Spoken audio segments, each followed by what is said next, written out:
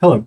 So in this video, we're going to talk about a piece of job interview advice that one of my students shared in class yesterday that I think is an interesting and potentially tricky one. So when I teach my business writing students job interviews, when we do job interview day, what I tend to do is try and draw on the collective wisdom of the class, right?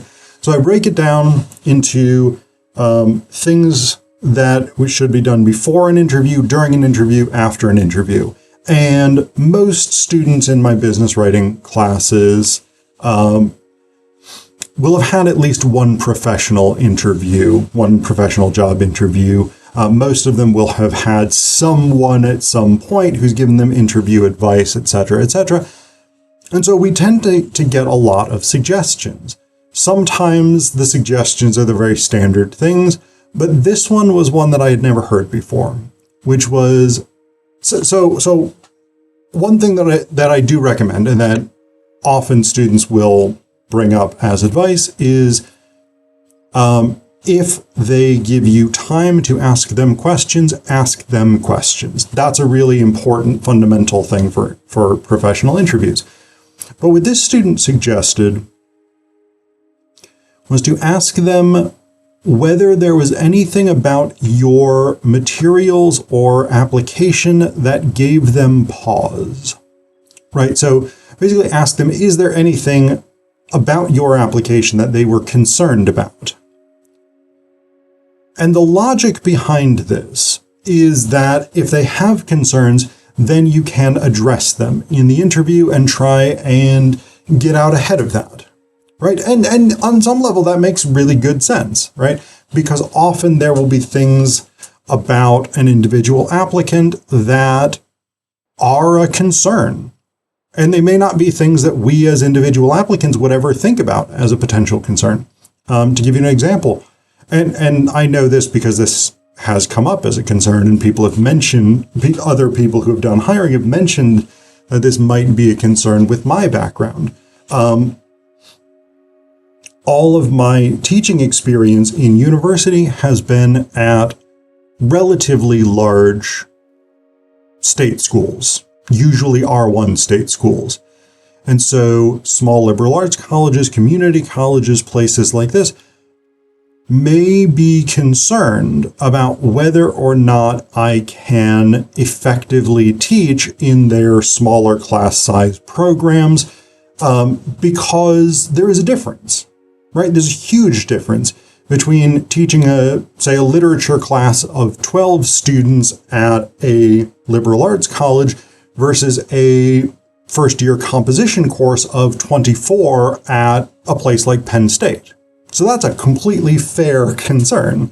And if I were to ask them, do you have any concerns? And they were to say, well, given your background at state schools and R1s, we are worried about how well you will adapt to our teaching environment. I could say, well, here's what I have done that has prepared me to adapt for that. Okay, right, good, perfect. So that gets ahead of that concern. On the other hand, and this is my first intuitive thought about this advice, I always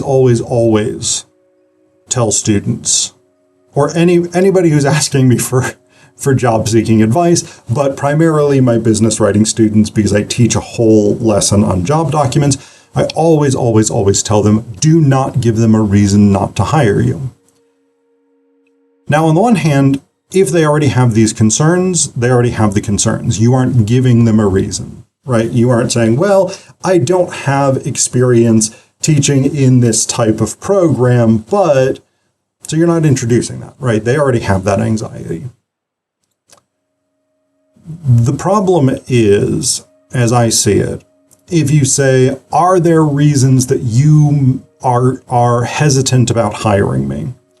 One, that kind of puts them in a very awkward position, because then if they do have concerns, they have to say, yes, we are on the fence about you.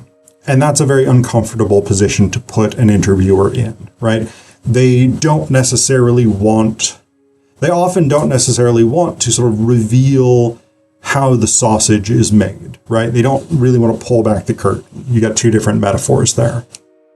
So they don't really want the people who are going through this process of potentially being hired to necessarily know what the thought process is behind those decisions. And especially if there are serious concerns, then that may be not only awkward for them, but it may be awkward for you, because then it's revealed to you that maybe you're not that strong a contender. And so that's going to color the way that you're thinking about this whole enterprise going forward. The other thing that it does, and I think this is the more problematic thing, is it asks them to refresh their memory about reasons they might not want to hire you. You are asking them to go back and remember, after having done hopefully a successful interview in which you've impressed them, you are asking them then to go back and think about reasons not to hire you. And you really don't want that to be at the forefront of their minds. Now, this is a thing where my intuitive sense, and based on everything that I've ever heard about job interviews and all of my own experience, I would say it is a bad idea to ask them to tell you reasons they might not want to hire you. I think that's a strategic mistake. However, I also recognize that there's a lot of different logics, there's a lot of different norms in different industries, for different companies, different people have different preferences, etc., etc. It may not always be a terrible idea. And one thing that I do think is hard about the interview process, and there's no way around this, is that you can't necessarily figure out what the right strategic move is. So I think we just have to deal with that. But again, my intuition, and this goes along with things like trying to avoid framing interview answers with things like, well, I haven't done that specific thing, right? That's a bad framing. You talk about what you have done and then how that can transfer if you haven't done the thing. I think it's the same kind of logic here. Intuitively, I would say, don't ask them why they might not want to hire you, because what that is most likely to do, in my view, is foreground arguments against you. And you don't want that. You want all of the arguments in that interview to be in your favor.